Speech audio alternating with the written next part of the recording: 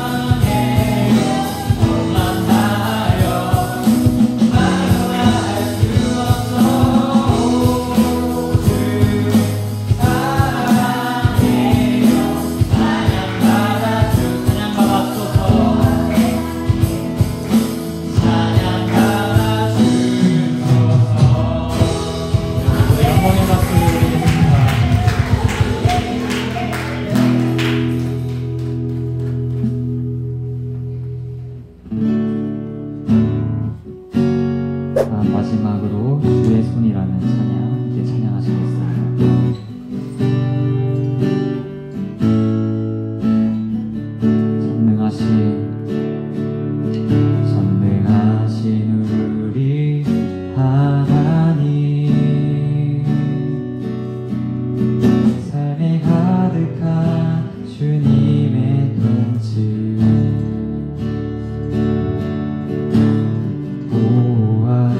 보호하시고 지켜주시네 복 주시고 인도하시네 살아계신 우리 하나님 삶에 가득한 주님의 임재 불러주시고 채워주시네 들으시고 응답하시네 주의 손이 붙드시네 흔들리는 우리의 삶을 주의 손이 고치시네 사랑 우리의 전능하신 우리 하나님 삶에 가득한 주님의 통치 보호하시고 지켜주시네 복 주시고 인도하시네 살아계신 우리 하나님 삶에 가득한 주님의 임재 불러주시고 채워주시네 들으시고 응답하시네 주의 손이 붙드시네 흔들리는 우리의 삶을 주의 손이 고치시네 사랑 우리의 마음 주의 손이 붙드시네 흔들리는 우리의 삶을 주의 손이 고치시네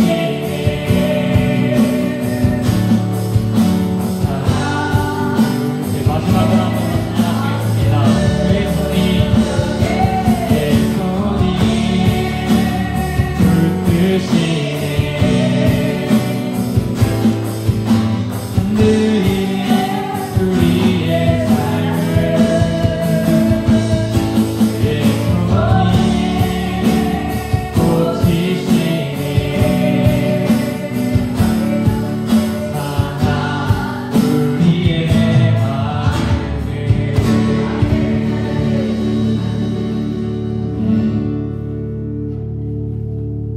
저희 이 시간 말씀 읽겠습니다. 말씀 사무엘상 4장 1절부터 11절 말씀입니다.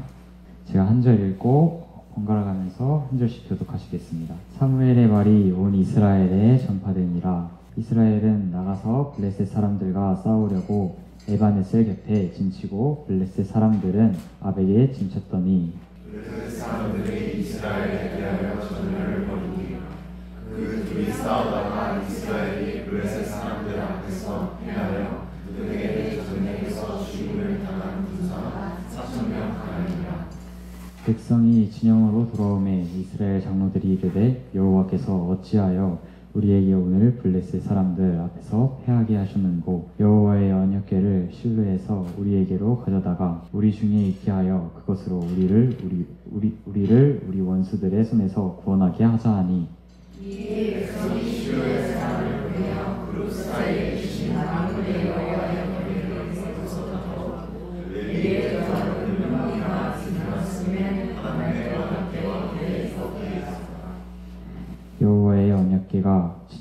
들어올 때 온 이스라엘이 큰 소리로 외침에 땅이 울린지라. 블레셋 사람이 그 외치는 소리를 듣고 이르되 히브리 진영에서 큰 소리로 외치는 어찌 됐냐 하다가 여호와의 괴가 진영에 들어온 줄을 깨달은지라.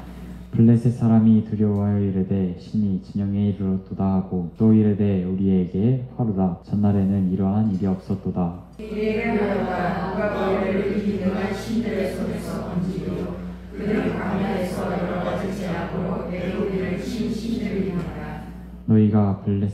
너희 블레셋 사람들아 강하게 되며 대장부가 되라. 너희가 히브리 사람의 종이 되기를 그들이 너희의 종이 되었던 것 같이 되지 말고 대장부같이 되어 싸우라 하고. 블레셋 사람들이 쳤더니 이스라엘이 빼어 각기 진하고 도망하고 살림이 심히 커서 이스라엘 보병에 엎드려지다가 상상을 내었으며.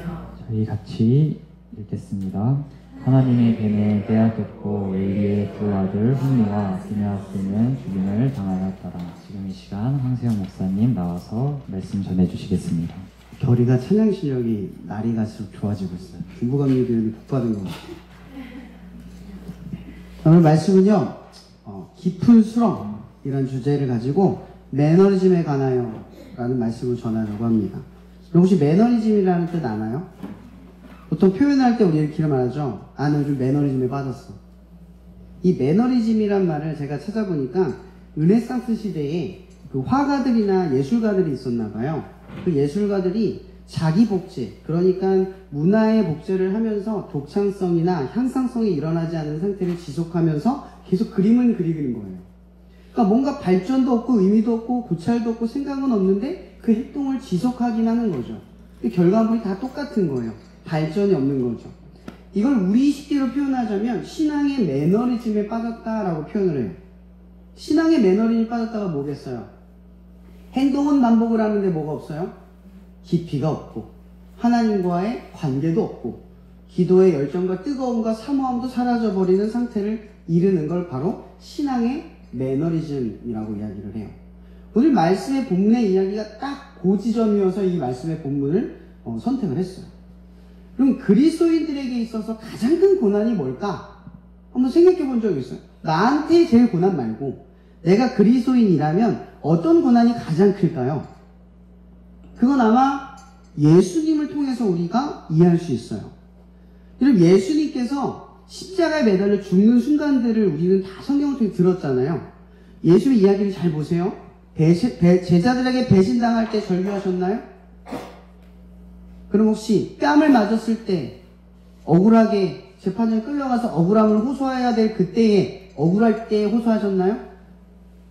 아니면 채찍을 맞으면서 아파서 쓰라리고 너무 힘든 고통 가운데서 절규하셨나요? 아니면 십자가에 매달려 손이 뚫리시고 손목이 뚫리시고 발목이 뚫리셨을 때 엘리야, 네가 엘리야의 능력을 가졌다면 내려와봐. 그렇게 조롱하는 사람들 앞에서 고통과 절규 속에서 절규하셨나요? 안 했죠. 예수님 언제 절규하셨어요? 딱 한순간이었어요. 엘레리라바 사박다니. 이 뜻이 뭐죠? 하나님이여 어찌하여 나를 버리시나이까. 예수님에게 죽음이란 하나님과 첫 번째 단절을 겪는 경험이에요. 예수님이 진짜 살면서 하나님 존재하시면서 하나님과 떨어져 본 적이 없는 분이에요. 근데 그분이 그 모든 고통을 다 지나가셨을 때 딱 한 번 절규하는 게 그거였어요. 하나님과 분리되는 것. 하나님과 떨어져 있는 상태를 어떻게 해요? 절규하셨다고요. 그럼 그리스도인들에게 가장 큰 고난이란 삶에서 찾아오는 게 아니에요. 하나님과의 관계에서 찾아오는 거예요. 우리는 언제 고난을 느끼냐? 하나님 느끼지 않을 때. 하나님 앞에 너무 잘 살 때. 하나님을 의지하거나 찾지도 않는데 너무 삶이 형통해. 아니래. 예배는 뜨겁지도 않고 기도는 절박하지도 않아요. 그런 신앙적인 상태를 지속할 때, 그러니까 그리스도인들이 가장 힘들어하는 순간이 언제냐? 매너리즘에 빠질 때예요. 삶에 문제가 생길 때는 문제가 되지 않아요. 그리스도인들에게는. 엄연히 진짜 신실한 그리스도인들은 삶에서 고난을 찾는 게 아니라 하나님이 느껴지지 않는 나의 상태를 가장 힘들어요. 예배에 대한 뜨거움이 사라지고 기도에 대한 마음이 사라질 때, 여러분들 기도 모임 매주 하잖아요. 그죠? 그 매주 하는 것들을 통해서 우리가 기도 모임을 통해 하는 행위가, 그 행위 자체가 하나님과 가까워지고 하나님을 믿게 되는 게 아니에요. 그죠? 그런 반복된 행동이 여러분들을 하나님에게 가까우게 만드는 게 아니라, 그런 행동을 할 때 하나님을 향한 어떠한 마음이 기도 모임을 통해 여러분들에게 역사하는 거죠. 근데 매너리즘에 빠진 사람들은 보통 이렇게 생각해요. 매너리즘이 고통스러운 게 아니라 편해요. 여러분, 보통 하나님과의 이 신앙적 매너리즘에 빠진 사람들은요, 고난이 없어요. 삶이 너무 평온하고 평탄해요. 집도 잘 살고 아마 편할 거예요. 고민도 없어요. 여러분, 이런 신앙을 가질 때 가장 위험한데, 그걸 못 느낄 때가 있어요. 근데 거꾸로 말하면 좋은 그리스도인들은 이런 상태를 벗어나려고 싸워요. 근데 그러니까 진짜 그리스도인이 못된 사람들은 어떻게 싸우냐면, 고난이 올 때만 싸우는 거예요. 힘들 때. 하나님 성적이 떨어졌어요. 하나님, 나는 저 친구랑 관계가 힘들어요. 하나님, 취업이 안 돼요. 하나님, 입시가 고민이에요. 나는 왜 이렇게 공부를 못하죠, 주님? 저는 왜 이렇게 인기가 없죠? 이런 걸 가지고 기도한다는 거죠. 근데 그리스도인들은 그걸 가지고 싸우는 게 아니에요. 가장 원초적인 것 가지고 싸운다는 거죠.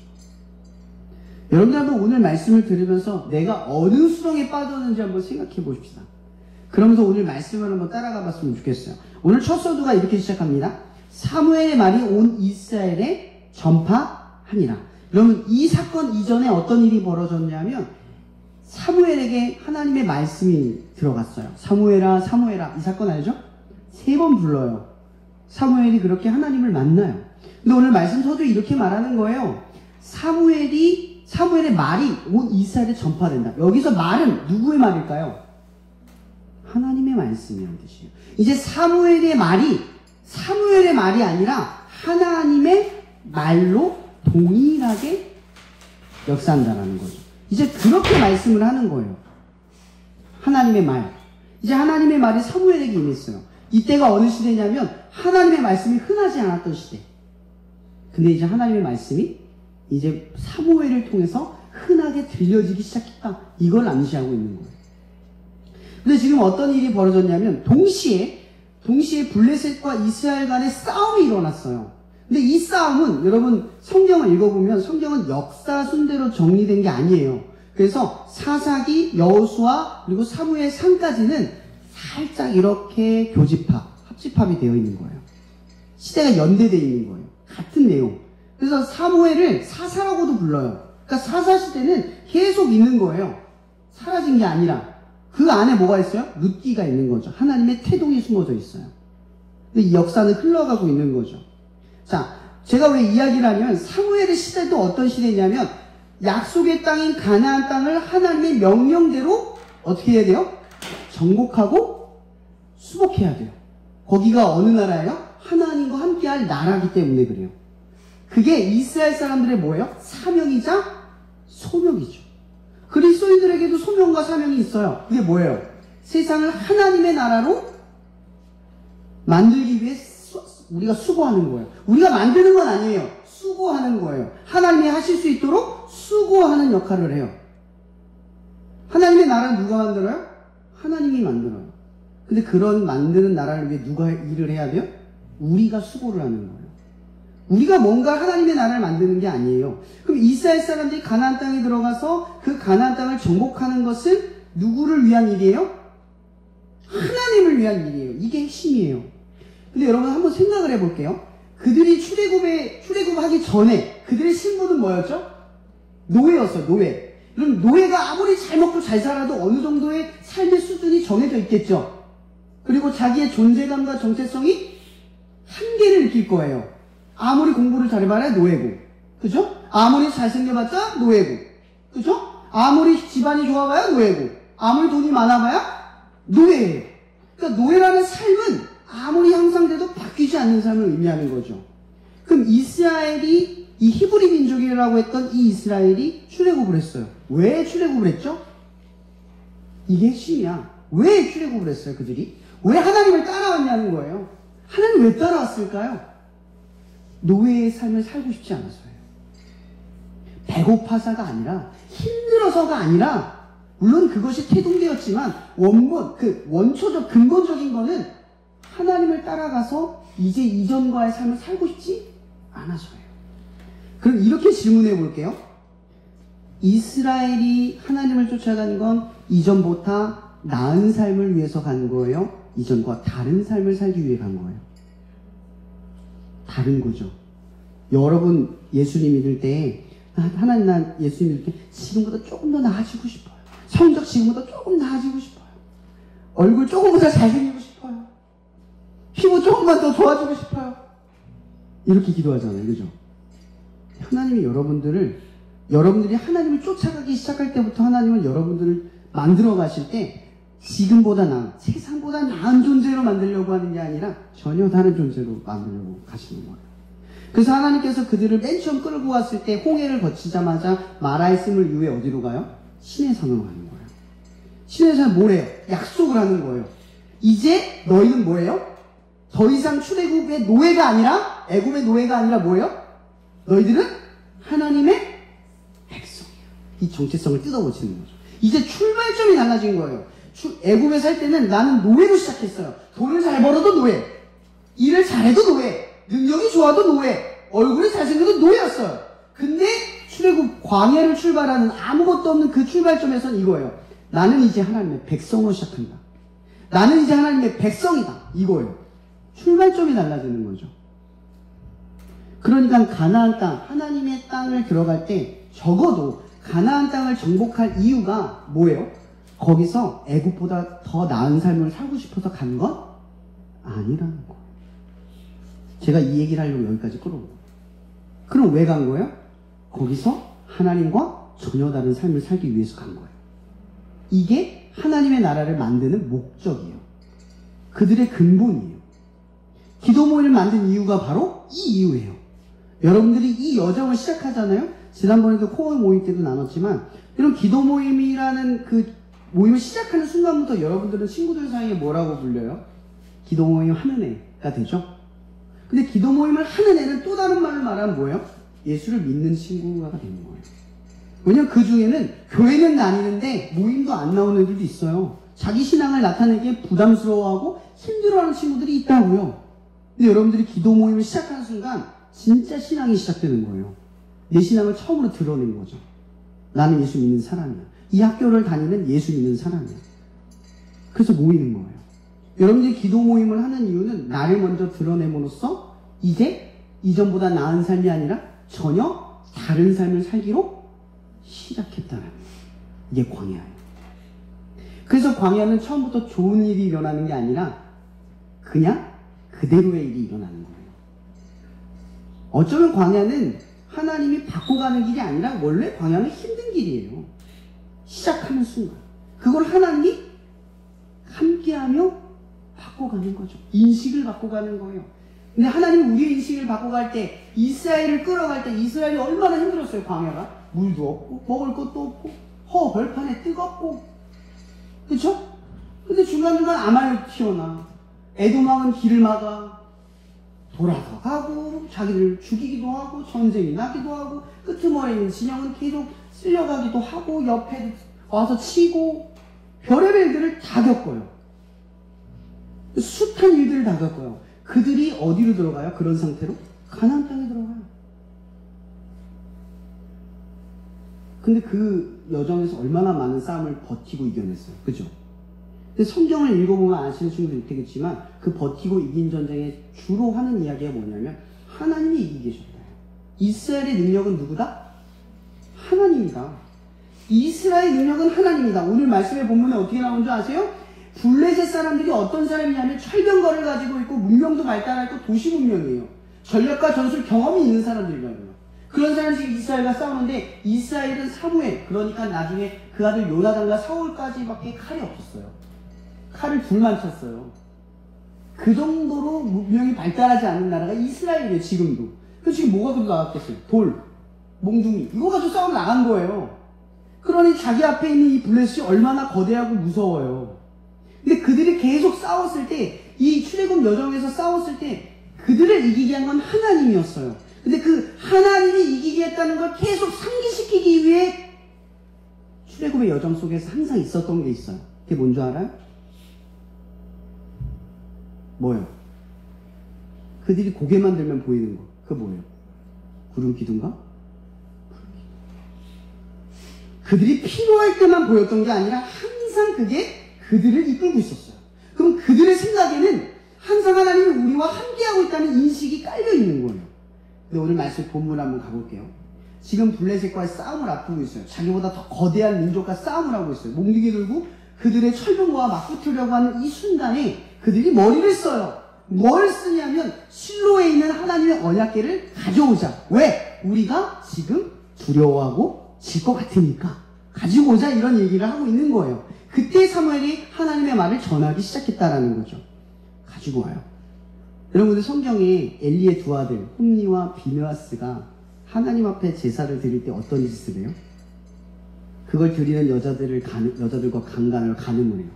또 하나님께 드릴 예물을 자기가 먼저 좋은 걸 취하고 나쁜 걸 하나님께 드려요. 그러니까 이것뿐만 아니라 더 나쁜 짓, 그러니까 하나님을 가볍게 생각하는 행동들을 했던 사람들이 누구예요? 제사장이에요. 근데 희한한 건 뭔지 아세요? 블레셋 진영 가운데 언약궤를 가지고 오는 사람이 누구냐? 홈니와 비느하스예요. 이게 뭘 상징하냐? 하나님을 제사하는 제사장이 어떤 삶을 살든 상관없다는 거예요. 중요한 건 하나님의 언약궤만 들어오면 된다는 거죠. 이게 뭐예요? 언약궤는 하나님이 아니라 상징인 거예요. 그들에겐 그게 중요하지 않아요. 누가 들고 오는 게 중요하지 않아요. 그것만 들어오면 이기는 거거든요. 왜냐면 그들이 출애굽할 때 회막 가운데, 그러니까 그들의 진영 가운데 항상 뭐가 있었어요? 언약궤가 있었단 말이에요. 그래서 그 언약궤가 항상 이스라엘을 이기고 지켜줬고, 지금 이 땅에 정복할 때도 그것이 우리를 이기게 할 것이다 라고 하는 상징성이 남아있는 거예요. 근데 그들의 삶에 뭐가 없냐? 구름기둥과 불기둥이 사라진 거죠. 하나님과 함께하는 삶은 없고, 필요할 때, 자기가 위기에 처할 때, 그런 순간만 하나님이 보이는 그런 신앙의 상태를 살아가고 있다라는 거예요. 신앙의 상징만 있는 거죠. 여러분, 그리스도인들, 그러니까 뭐죠? 믿음이 없는 사람들도 기도는 하잖아요. 교회 안 다녀도 기도라는 말을 써요. 여러분들만 특별한 게 아니에요. 그럼 여러분들의 기도가 특별하려면 뭐가 되어야 돼요? 하나님과의 관계 속에서 항상 그분을 인식하고 기도하고 살아가야 되는데, 우리는 어때요? 종교적으로 기도해요. 필요할 때, 원할 때, 상징적으로 기도한다는 거죠. 이렇게 해야 거룩하고, 이렇게 해야 하나님 믿는 것 같고, 이러면 좋은 신앙 같으니까 그럴 때도 있다는 거죠. 그리고 정작 우리가 하나님을 떠올릴 때, 좋을 때, 기쁠 때, 평탄할 때, 아무런 문제가 없을 때 하나님을 떠올리고 살아가는 게 아니라 필요할 때, 중요할 때, 위기에 처할 때.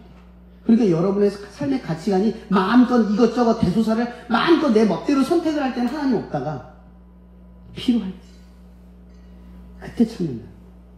근데 기도 모임의 자리가 그게 중요한 거잖아요. 그죠? 매주 예배를 드리면서 하나님을 만나요. 불기둥과 구름기둥을 학교에서 확인하는 거예요. 그걸 매주 함으로써 여러분 어때요? 필요할 때 하나님을 찾는 게 아니라 항상 찾는다는 걸 아는 거죠. 그런 삶이 우리에게 중요하다는 거예요. 꾸준하게 계속 하나님과 함께하고 있다는 사실을 알고 살아가는 삶. 그것이 우리에게 능력이 되는 거예요. 근데 오늘 블레셋 사람들이 오늘 말씀 본문에 어떻게 되냐면 11절에 져요. 아주 비참하게 져요. 여호와의 언약궤를 빼앗겨요. 결국 빼앗겨요. 그럼 여호와의 언약궤는 하나님의 상징적 그 물건들이 있는 것도 있지만 하나님의 임재가 있는 것이에요. 거룩한 거란 말이에요. 하나님이 임재한 거예요. 그 물건은, 성물은 빼앗길 수 없는 절대적인 거예요. 근데 여러분, 이 여호와의 언약궤를 빼앗겼다는 건 어떤 문제인 줄 아세요? 이스라엘이 끝났다요. 더 이상 끝이 길이 없다. 이런 전쟁이 난 거예요. 지금 이스라엘은 지금 끝이에요. 이거 지면 진 게 문제가 아니라 궤를 뺏기면 진 거예요. 여러분도 여러분이 신앙을 지키다가 하나님 열심히 믿었는데 잘 안 돼요. 하나님 없는 것 같아요. 궤를 뺏기는 거예요.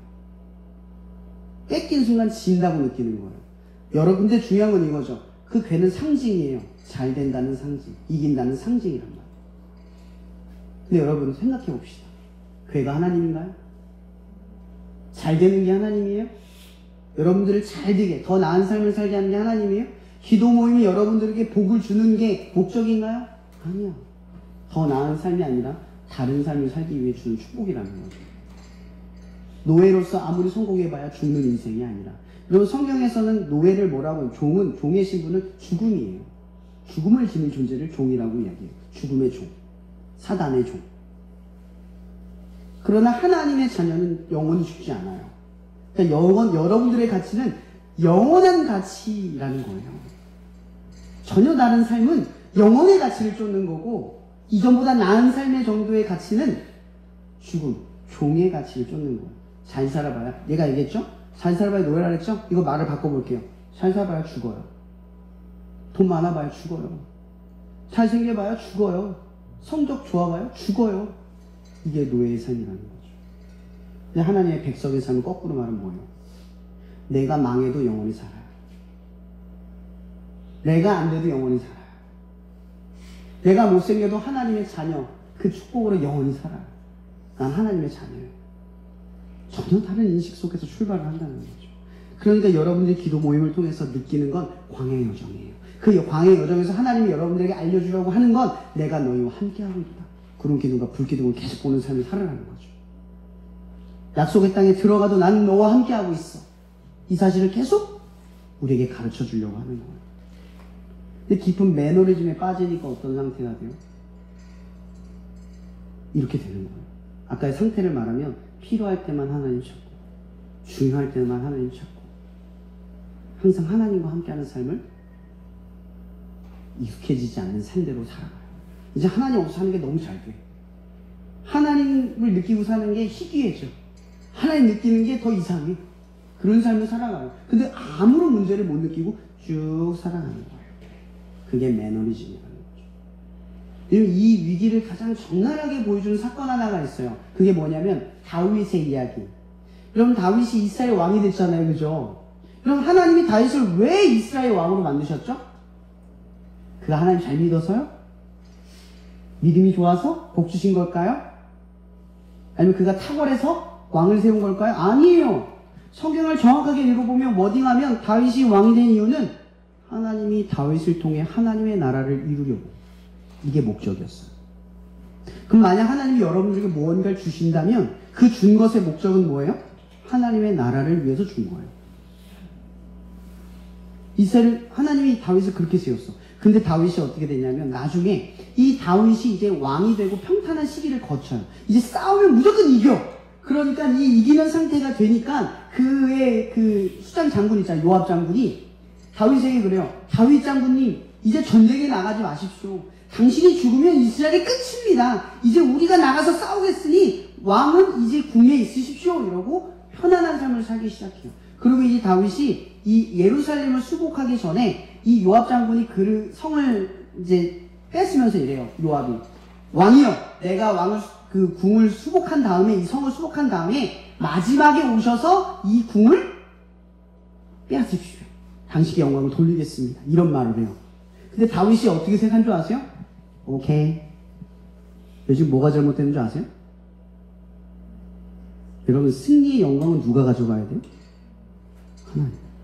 기도 모임을 통해서 여러분들이 이룬 영광은 하나님이 가져가는 거예요. 우리가 가져가는 게 아니라. 나 기도 모임 1년 동안 지켰어. 이건 나의 영광이 아니라 하나님의 영광을 위해서 한 일이거든요. 하나님의 영광으로 돌아가야 되는 일을 다윗이 아무렇지 않게 어떻게 생각해요? 매너즘에 빠졌잖아요. 내 거라고 생각해요. 오케이. 좋았어. 아무렇지 않게 받아들여요. 그러면서 어떤 일이 벌어져요? 다윗이 이제 옥상을 거닐어요. 이 유명한 얘기잖아요. 이 옥상을 거닐다라는 말은 이제 높은 곳에 가서 한적한 시간들을 보내고 있다. 이제 유유자적하고 있다 이거예요. 그러니까 뭐예요? 여러분 다윗이 사울에게 쫓긴 거 알고 있죠? 얼마나 비참하게 광야 생활했는지 알고 있죠? 근데 그때 이 다윗이 하나님께 벗어났어요? 하나님 앞에 얼마나 신실하고 깨끗하게 살았어요. 그죠? 근데 그가 왕이 되고 나서 옥상을 거닐 때는 하나님이 안 느껴져요. 그러니까 그때 뭐가 눈에 들어와요? 저기서 옷 벗고 씻고 있는 여자가 눈에 훅 들어와요. 그거 몰래 훔쳐갔다는 얘기잖아. 그죠? 그게 눈에 보였다라는 건 다 그렇게 벌거벗고 하지 않잖아요. 내가 뚫어지게 보여 보이는 거잖아. 근데 그게 보였다는 건 가치관이에요. 성경에서 눈은 가치관을 의미하는 거거든요. 다윗에게 이제 하나님이 안 보이고 뭐가 보이기 시작했다? 세상이 보이기 시작했다. 삶에 아무 문제가 없고 너무 잘 살고 평탄하고 행복하기 시작하니까. 이게 위기라는 거죠. 그럼 다윗이 그 순간 그 길을 계속 벗어났는데 어떻게 간지 아세요? 하나님 안 보기 시작한 이후의 행동을 보세요. 우리아의 아내잖아요. 그죠? 임신까지 했네? 보통 그랬으면 잘못했다고 말해야 되잖아요. 근데 그걸 덮으려고 들어요. 잘못 아니에요? 나 왕인데 뭐. 이거예요. 그 다음에 어떤 일이 벌어져요? 이걸 또 덮으려고 우리아를 불러요. 충성스러운 우리아라고 또 설명까지 하는 성경이. 그 우리아를 불러요. 그걸 아내랑 자게 해가지고 이 아이가 네 아이다라고 이렇게 덮으려고 또 머리를 쓰네요. 근데 머리를 쓰는 과정에 하나님이 없어요. 두려움이 사라져버린 인생이 되거든요. 그리고 그 다음 어떻게 돼요?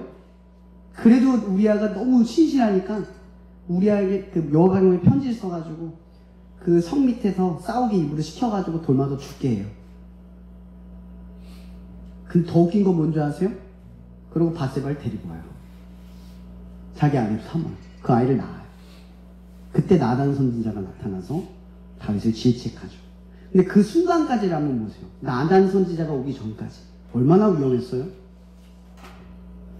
매너리즘에 빠지면 이렇게 돼요. 죄가 죄처럼 안 느껴져요. 그래서 야고보서에서는 이걸 뭐라고 말하면 욕심이 잉태하여 죄를 낳고 죄가 장성하여 뭐가 돼요? 사망을 낳느니라. 이러면 하나님 무서워하지 않는 인생은 이렇게 돼요. 하나님 없이 살아가는 매너리즘에 우리를 놔두면 이런 식으로 언젠간 무너지게 돼 있어요. 성경은 우리에게 이 이야기를 계속 하는 거예요. 매너리즘에 빠지지 않아요. 이 매너리즘은 뭐냐면 이런 거예요. 다른 말씀, 그러니까 에베소서 6장 12절 13절에 보면 이런 말씀이 있어요. 우리의 싸움은 혈과 육의 싸움이 아니래요. 무슨 싸움? 영적 싸움이래요.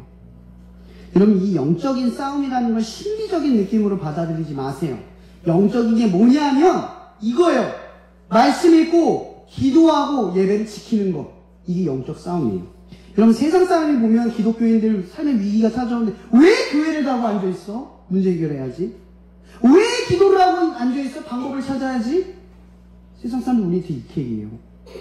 영적인 싸움을 하는 사람들은요, 육과 혈의 싸움을 하는 게 아니라 머리를 굴리는 게 아니라 하나님 앞에 먼저 찾아가서 하나님께 구하는 거예요. 이 싸움. 기본적인 걸 지켜낸다는 거죠. 그러니까 여러분, 기독교인으로 살아간다라는 이 삶의 싸움은 나 이제 죄 안 짓고 살아가기 위해 뭐 이렇게 버티고 뭐 신앙생활 여호와의 괴처럼 착하고 신실하게 거룩한 신앙생활을 반복하는 걸 지키는 게 의미하는 게 아니라 뭐냐면 이런 거예요. 기도에 절박함이 있고 예배에 사모함이 있고 말씀에 기쁨이 있는 거예요.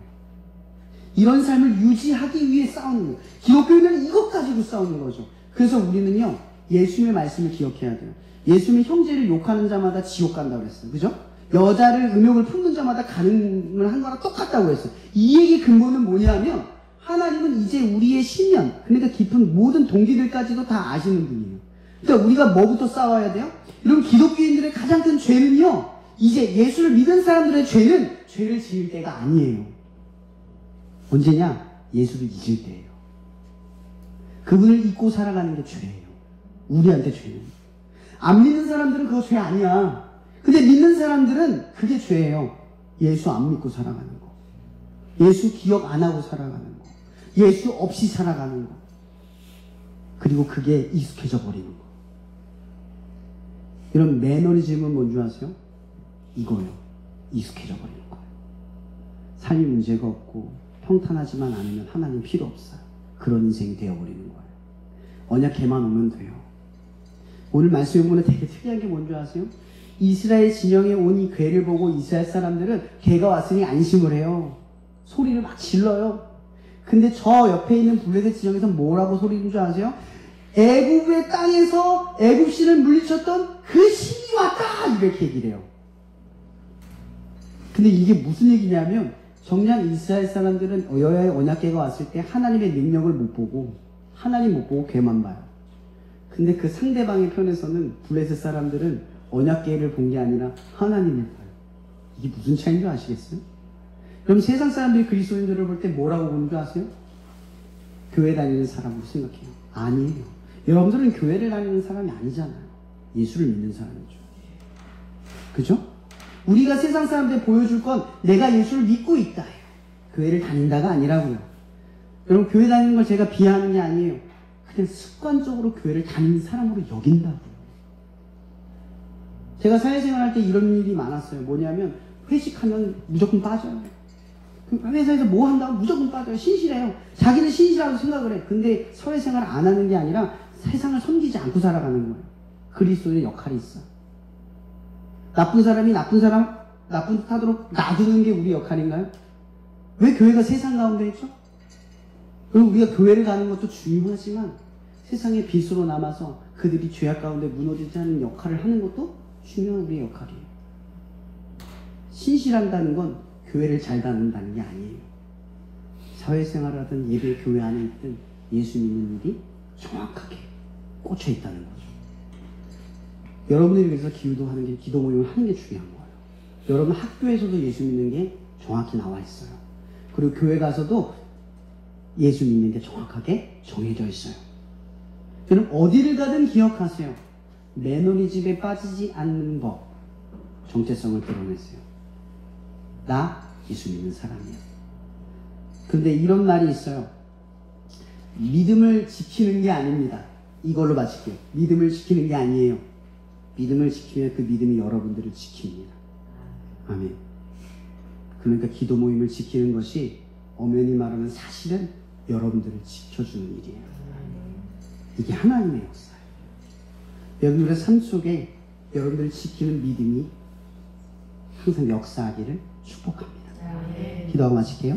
제가 이거를 말씀을 3번을 전했는데 이 말씀하면서 기도했던 거 딱 이거예요. 여러분들은 어떤 지금 수렁에 빠졌어요? 어떤 익숙함에 빠져서 하나님 없는 인생이 편해지고 좋아졌어요? 분명히 여러분들의 삶의 지점에 그 깊은 수렁이 있어요. 그 지점을 이 시간 떠올렸으면 좋겠어요. 이 시간 그 깊은 수렁을 생각하면서 이 매너리즘을 생각하면서 우리를 깨워달라고 흔들어달라고, 그리고 우리가 기도 모임을 지킬 때, 여러분들의 삶의 자리에서 신앙을 지킬 때 아까도 얘기했지만 반복적인 습관에 의지하여 예수를 떠올리지 않고 예수의 피와 예수의 십자가와 예수의 걸음과 예수의 육신 입음과 그분의 고통과 아픔에 내가 다가서지 않은 채로 그냥 다니는, 그냥 하고 있는 우리들의 모습을 이 시간 하나님 앞에 조명하며 기도했으면 좋겠습니다. 하나님, 내가 매너리즘에 빠질 때 그 폭풍 파도 속에서 손을 내밀어 베드로를 건져내신 것처럼 내가 주여 부를 테니, 내 삶의 자리에 내가 주님을 부를 테니 나를 속히 건져 주시옵소서. 내가 그 수렁에 빠지지 않고 늘 하나님의 영광을 위해서 내가 살아가길 원합니다. 이제는 나는 더 이상 이전보다 나은 삶이 아니라 전혀 다른 삶을 구합니다. 하나님, 나를 하나님의 백성, 영원한 삶으로 인도하여 달라고 이 시간 우리 한번 주여 한번 부르고 기도하면 좋겠습니다. 기도하시겠습니다. 주여! 하나님, 이 시간 우리가 간구합니다. 분명 우리는 자꾸만 어떠한 익숙함에 빠져듭니다. 하나님 없이 살아가는 것이 너무나 편하고 그런 것들이 내게 절박하게 다가서지 않습니다. 어떨 때에는 하나님, 내 삶에 아무런 문제가 너무 없어서 하나님 없는 것이 차라리 기뻐하는 것처럼 여길 때도 있습니다. 내가 요즘 절박하게 기도하지 않는 것이 감사합니다. 이런 기도를 하는지도 모릅니다. 하나님, 나는 구름 기둥과 불 기둥으로 하나님을 쳐다보기만 하면 그런 하나님이 나와 함께하고 계시는데, 나는 정작 이스라엘 사람처럼 필요할 때만 그 전쟁에 이기는 순간만 기억합니다. 내 삶에 그렇게 부분부분으로 지점마다 역사하시는 분이 아니라 나의 하나님은 나의 일상에 항상 역사하시는 분임을 나는 고백하고 선포합니다. 하나님, 우리 친구들이 비록 기도 모임을 하는 것 때문에 혹은 어떠한 고난과 어려움과 비난과 조롱과 마음의 상처를 얻었더라도 하나님, 그것이 그들을 지키는 일임을 깨닫게 하여 주시옵소서. 그렇게 아말렉과 같이 마른 물이 없는, 음식이 없는 수많은 광야 여정을 지난 우리 친구들, 이 학교라는 광야를 통해서 겪어야 이 모든 일들 속에서 하나님, 그 가운데 항상 기도 모임을 지키는 우리 친구들을 통하여 눈만 올리며 하늘을 향하여 내 고개만 들면 계시는 그 하나님,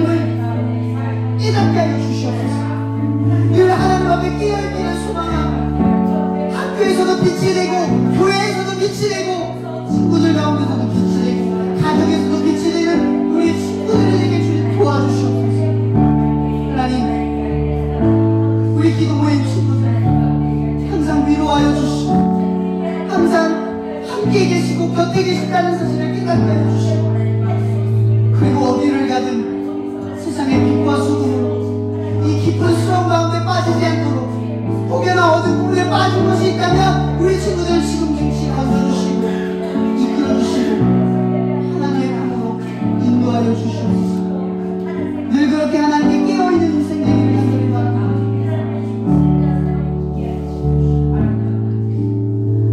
이 시간도 우리를 사랑하시는 그 하나님과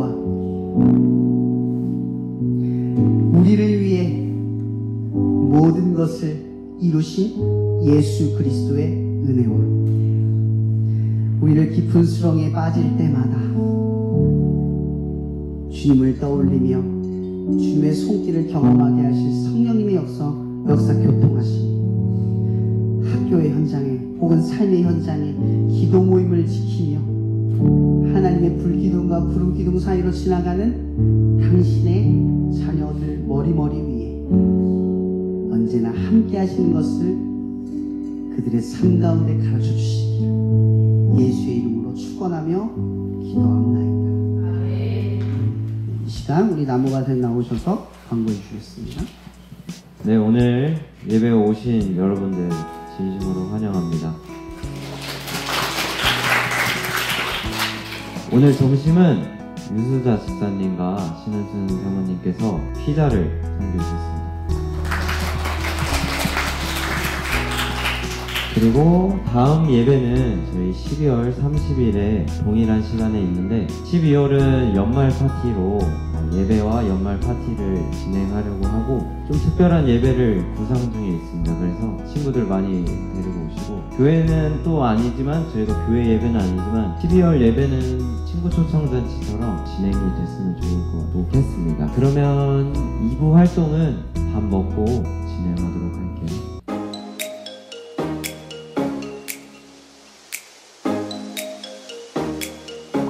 진행하겠습니다. 여러분, 오늘 2부는 여러분들이 기도 모임 다양한 2부 활동을 소스를 제공하기 위해 리더들이 기도 모임 2부 활동들을 서로가 나누는 시간을 가질 거예요. 그래서 오늘 리더가 아닌 친구들은 조금 그럴 수도 있지만 주변에 기도 모임을 세우고 싶은 친구들이 있으면은 오늘 2부 활동을 잘 또 전달해주면은 좋을 것 같네요. 일단 저희 그 청년들이 준비한 2부 활동 먼저 소개를 해드릴게요. 자, 이렇게 2부 활동 사랑의 중보기도, 하나님이 나를 만드실 때, 성경인물 MBTI, 뭐 마니또, 플로잉, 나에게 쓰는 편지 몇 개는 알 텐데, 자 이제 여러분들 기도 모임 예배가 끝나고 2부 활동 교제할 때 필요한 것들을 좀 준비해 봤습니다. 하나하나씩 좀 설명해 드릴게요. 먼저 사랑의 중보기도입니다. 중보기도는 내가 아닌 타인을 위한 기도임을 설명합니다. 그리고 왜 앞에 사랑이 붙냐면 나의 기도 제목처럼 사랑을 담아 기도하기 위함입니다. 그래서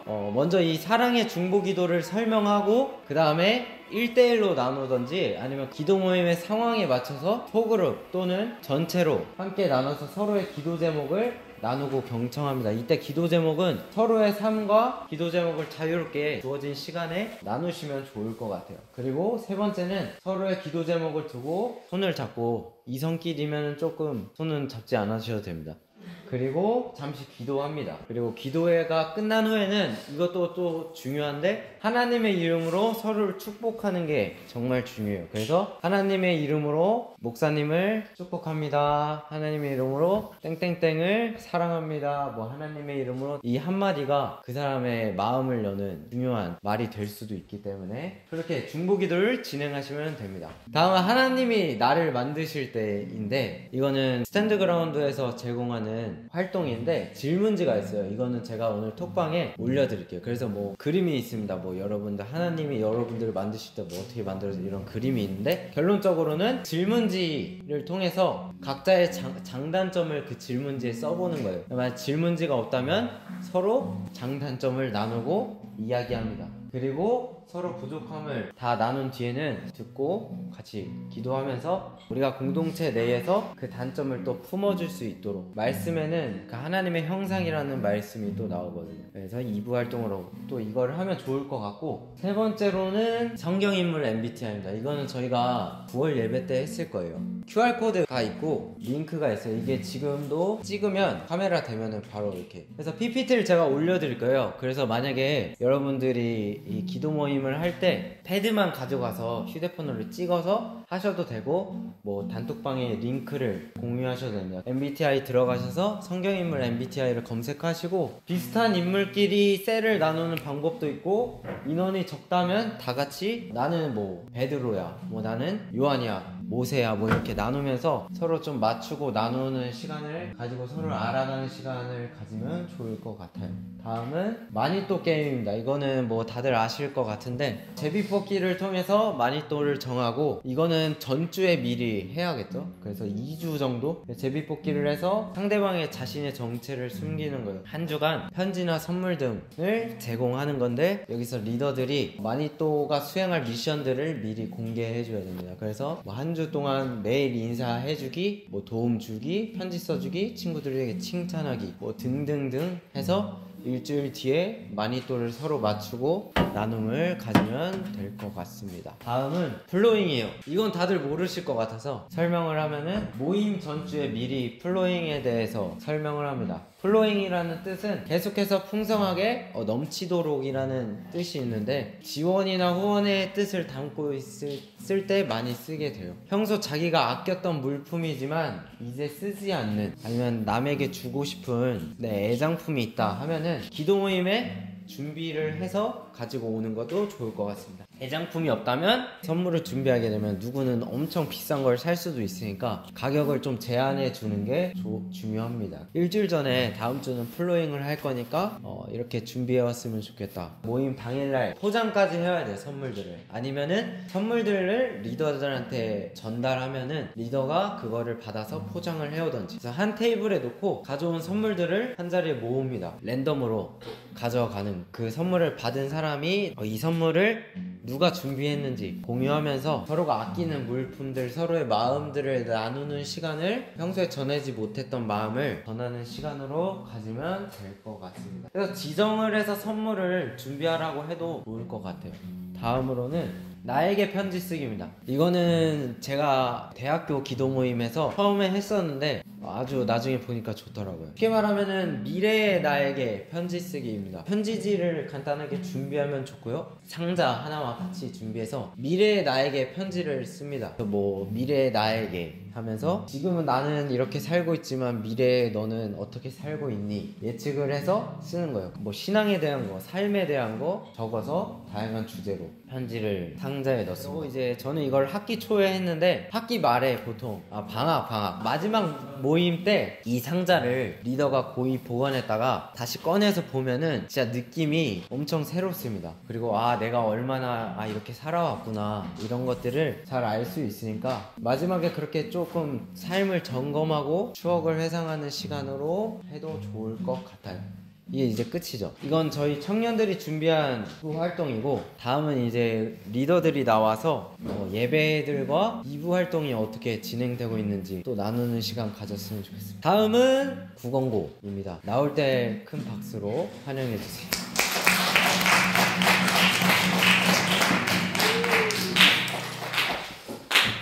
네, 안녕하세요. 저는 구건고 기도 모임을 이끌고 있는 김초롱이라고 합니다. 일단 저희는 이런 나눔을 많이 하는데요. 첫 번째로 일단 한 주 감사했던 내용을 일단 나눕니다. 서로 한 명씩 돌아가면서 그 이야기를 나누고, 또 학교에서 많은 생활을 보내다 보니까 이제 힘든 일을 나누면서 해결 방안을 서로 얘기해주는 나눔도 가지고 있고요. 또 그와 더불어 미래에 이제 나의 소망이나 그런 것들을 나누면서 각자 기도해주는 그런 활동을 진행하고 있습니다. 일단 저희는 늘 시작하는 기도로 기도 모임을 열고요. 마무리할 때도 똑같이 기도로 마칩니다. 근데 그건 이제 서로 한 명씩 돌아가면서 다 기도해야 하는 기회를 가질 수 있도록 그러면서 활동을 시작하고 있어요. 일단 저희 활동은 이렇게 크게 두 가지 종류로 있는데, 첫 번째는 그 QQ 카드라고 해서 처음에 저희한테 기도모임 시작할 때 주신 카드인데, 저희는 이제 이거를 한 장씩 뽑아서 질문에 대해 이제 서로 답하면서 서로 이제 질의응답 시간 이런 거를 가집니다. 방법은 여기 나와 있는 대로 이런 방법을 사용하고 있고요. 두 번째로는 저희가 이제 매주 주제를 정해가서 얘기를 나누는데, 이 주제는 리더인 제가 정할 수도 있고 아니면 친구들의 아이디어를 받아서 정할 수도 있는데, 예를 들면 이제 학교에서 어떻게 하나님을 알릴까, 아니면 남들의 시선이나 기도 모임이 우리에게 미치는 영향 등에 대해서 자유롭게 각자의 생각을 얘기하는데, 이게 좋은 점이 이제 서로의 가치관도 알 수도 있고, 이렇게 얘기하면서 뭔가 신앙적인 부분에 대해서도 잘 알아갈 수 있는 시간이어서 이런 활동을 진행하게 되었고요. 저희 마지막으로는 꼭 서로의 일주일의 기도 제목을 말하면서 이제 일주일 동안 각자 교회 가거나 삶에서 우리 기도 모임을 위해 기도할 수 있도록 이런 걸 항상 나누고 있고요. 또 그냥 이거는 소소한 룰인데, 꼭 모이면 서로에게 한 가지씩 칭찬하기 라는 작은 룰도 있고요. 그리고 그와 더불어서 저희는 이제 충주에 학교에 더 많은 기도 모임이 생길 수 있도록 그거를 기도하는 것도 가지고 있습니다. 이상입니다. 감사합니다. 네, 안녕하세요. 오늘 아쉽게도 참석하지 못한 주한 대신 발표를 맡게 된 고은서입니다. 넘겨주세요. 우선 베델 기도 모임에 대해서 잠깐 소개를 하겠습니다. 하나님의 집이라는 뜻처럼 우리에게 집과 다름없는 학교가 하나님을 만나는 곳이 되길 소망하는 마음으로 모이고 있고요. 현재는 시간이 바뀌어서 매주 월요일 방과 후 1교시에 별관 음악실에서 모임을 진행하고 있습니다. 저희는 교제와 나눔 그리고 기도를 중심으로 모여서 예배를 드리고 있고요. 나눔 주제는 각자의 기도 제목이나 신앙적 고민을 나누기도 하고, 평소에 즐겨 듣는 찬양을 공유하기도 하고, 말씀을 공유하기도 합니다. 또 한 주 동안 미션을 정해서 그 임무를 수행하기도 하고, 한 주간 삶을 나누는 등의 일상을 나누기도 합니다. 저희가 베델이 했던 활동 중에서 여러분에게 소개하고 싶은 나눔 활동은 나만의 찬양 리스트 만들기인데요. 먼저 각자 스마트폰에 있는 음악 앱에서 찬양을 살펴봅니다. 여러분은 평소에 찬양을 얼마나 즐겨 듣고 계신가요? 라는 질문으로 활동을 시작하면 좋을 것 같습니다. 가장 많이 들은 찬양이 있다면 그것을 공유하고 그 이유를 서로 나누는 겁니다. 그때는 그냥 서로 어떤 찬양을 주로 듣는지 가볍게 공유하는 단계라고 생각하시면 될 것 같아요. 본격적으로 찬양 플레이리스트를 만드는 건데, 이때 사랑, 순종, 십자가, 감사 등등 신앙과 관련된 키워드 한 가지를 정해서 그 키워드와 관련된 찬양으로 각자 리스트를 만들면 됩니다. 마지막으로 각자가 만든 플레이리스트를 서로 공유하고 나눔하면서 모임을 마무리하면 됩니다. 이에 더 궁금한 점은 주아에게 연락해서 물어보시면 좋을 것 같습니다. 감사합니다.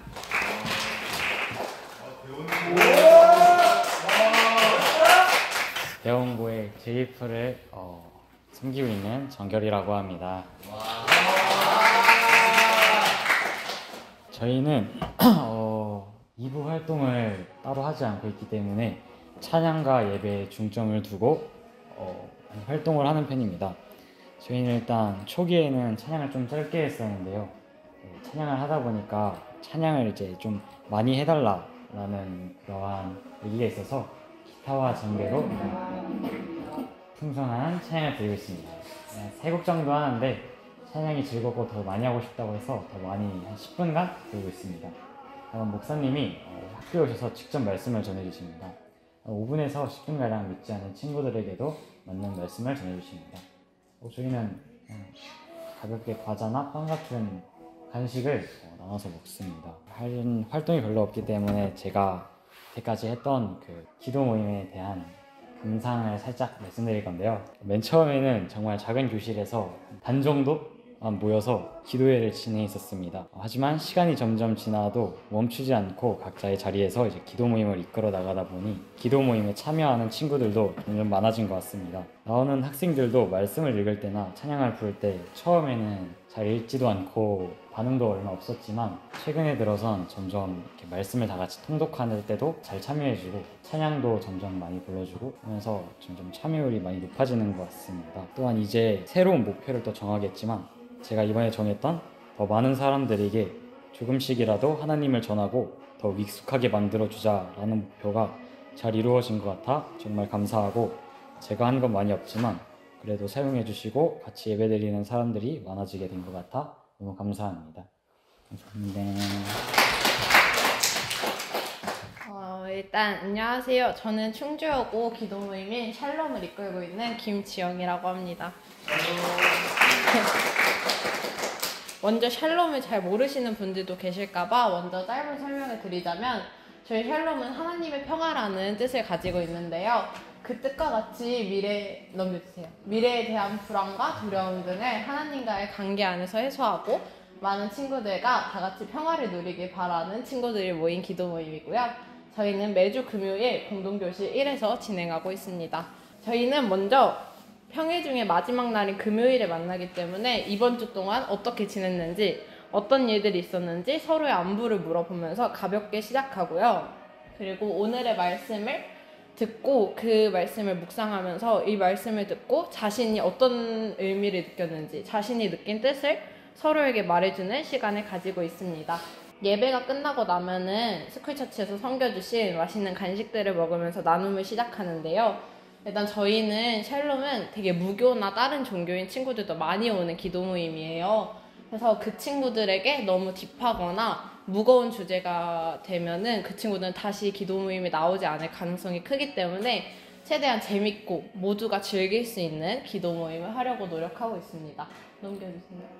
먼저 저희는 서로의 기도 제목을 나누거나 아까 간사님께서 말씀드린 QQ카드 등을 사용하는데요. 먼저 기도 제목을 나누고서 나는 이런 기도 제목을 가지고 있으니까 서로 기도를 해주자. 아니면 뭐 오른쪽 사람이 한 주 동안 그 사람을 위해 기도를 해주자 라는 등으로 미션을 정해서 한 주를 살아가고 있고요. 카드를 뽑으면 질문 카드가 나오는데 그 질문을 사용해서 그 질문을 서로 답변을 해주고 왜 그런 답변이 나왔는지 등을 서로 물어봐주는 그런 나눔들을 많이 하고 있고요. 다 기도 모임이 끝나고서 무교거나 오늘 처음 온 친구들에게 다가가서 오늘 주제는 어땠는지, 오늘 예배는 어땠는지 등을 물어보면서 모두에게 다 재밌고 모두에게 알맞은 예배를 만들어가기 위해서 되게 노력을 많이 하고 있고요. 궁금하신 게 있다면 저에게 연락을 주시면 감사하겠습니다. 이렇게 끝이 났습니다. 나는 기가 막힌 2부 활동을 알고 있다. 아이디어 없나요? 뭐 혹시 리더들 뿐만 아니라 기가 막힌 2부 활동을 알고 있으신 분들은 이 자리에 모실게요. 재민이 있다고? 우리가 이렇게 나눈 2부 활동만으로도 한 학기를 다 할 수 있을 것 같아요, 여러분. 내년에도 잘 했으면 좋겠고, 마무리로 광고사항을 드리면 다음 달에는 연말 파티 겸 예배로 진행이 됩니다. 특별하게 무교인 친구들도 와도 됩니다. 그래서 좀 재밌게 할 예정이고, 다음 리더들 있죠? 그 자리에는 꼭 왔으면 좋겠어요. 인수인계의 시간도 가졌으면 좋겠고, 친해지는 시간으로서 자연스럽게 다음 세대로 잘 교체되었으면 좋겠습니다. 여러분들이 가르쳐주신 나눈 것들을 여러분 기도 모임에 저거 좋다 싶으면 한 번씩 한번 해보세요. 그래서 자기들의 기도 모임에 맞는 것들이 뭔지를 한번 경험해 봤으면 좋겠고요. 또 이것 말고도 여러분 더 좋은 정보들을 갖고 있다면 톡방에 올려주셔서 자연스럽게 공유를 하면 좋을 것 같기도 하고요. 그리고 지금 대원고는 올해 이제 졸업을 해서 이제 마지막까지 섬겨주지만 2학년 친구들이 이제 내년에 바톤 터치를 하는데, 다른 학교들도 이제 내년이나 내후년에는 다음 리더를 조금씩 준비해야 될 거예요. 그러니까 지금부터 기도하시면서 하나님 앞에 그런 친구들이 예배될 수 있도록 준비할 수 있는 시간들도 가지면 좋을 것 같습니다. 기도하고 끝낼게요. 하나님, 오늘 이 시간 많은 사람들이 우리의 기도 모임에 관심을 갖고 또 이 기도 모임의 중요성을 느끼고 귀한 섬김까지도 받았습니다. 또한 우리 친구들이 이렇게 학교에서 이 힘든 현실 속에서 믿음을 지키고 신앙을 지키면서 학교 생활 중에 하나님을 위해 하나의 성소를, 처소를 그 학교 가운데 마련하여 예배와 모임을 가질 수 있는 그런 결단과 용기를 우리 가운데 부어주셔서 너무나 감사합니다. 하나님, 우리 친구들이 오늘 말씀을 들은 것 가지고 또 이제 기도 모임을 지키는 것이 우리가 하나님 앞에 지켜지는 삶으로 나아가는 것임을 또 경험할 수 있는 시간이 될 수 있게 지켜주시고, 힘들고 지치고 어려운 순간들이 찾아올 때 혹여나 장소를 빼앗기거나 혹여나 친구들이 어렵게 하거나 혹여나 우리가 지키는 것을 조롱하거나 비난하는 사람들의 말에 우리 친구들이 강하게 견뎌낼 수 있도록 하나님께서 늘 지켜주시고, 또한 순탄하게 그 길을 걸어갈지라도 습관에 따라 경험에 따라 해왔던 방식대로 가는 것이 아니라 그 안에 하나님을 만나고 경험할 수 있는 지혜로운 길을 걸어갈 수 있도록 축복해 주시옵소서. 오늘 모든 시간을 주님께 드리오며 살아계신 예수님의 이름으로 감사하며 기도합니다. 아멘. 네, 이것으로 오늘 모임을 마치겠습니다. 여러분 고생하셨습니다.